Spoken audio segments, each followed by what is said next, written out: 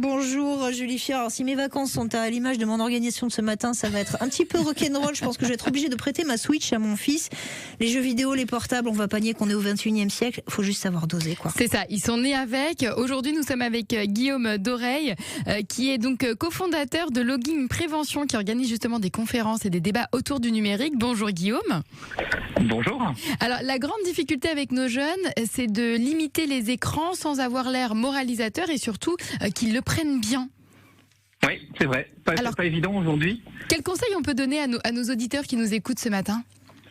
Alors, il y a plein de conseils. Je vais essayer de les résumer en 2-3 minutes. En fait, l'idée, déjà, nous, en tant que parents, c'est peut-être de se définir être comme un modèle, comme un exemple, puisque si nous, on passe beaucoup de temps devant les écrans, forcément, nos enfants vont vouloir passer pas mal de temps. Je pense qu'il y a des moments, en tout cas, sacralisés, comme le moment des repas, le moment du coucher, où ce sont des moments d'échange, de discussion. Et déjà, nous, en tant que parents, on va essayer de donner, comme on peut, on fait comme on peut en tant que parents, mais donner déjà cet exemple-là. Et ensuite, souvent, les écrans, en fait, viennent pallier un droit qui est en train un peu, je trouve, moi, de disparaître, qui est le droit à l'ennui. Alors, les enfants, il faut leur dire qu'ils ont le droit de s'ennuyer.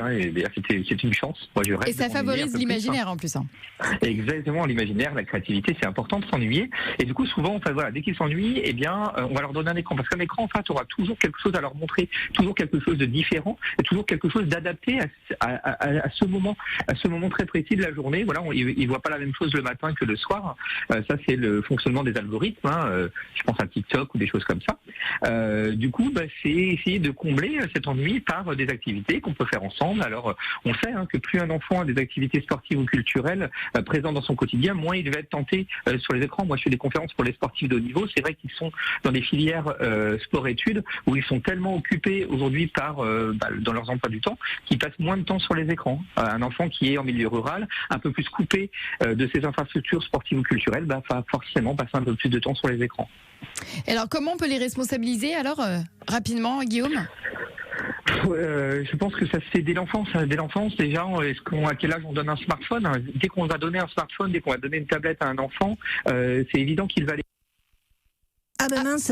On a perdu Guillaume. Non. Le smartphone de Guillaume s'est vengé de ce qu'il disait alors que c'était tout à fait pertinent. Bon, Pauline, on aura compris, on doit montrer l'exemple. On doit montrer l'exemple, on retarde au max le smartphone, son arrivée dans la vie de nos enfants. Ouais. Et surtout, si notre enfant nous dit « je m'ennuie », on lui répond « je suis fière de toi mon lapin ». C'est ça l'idée.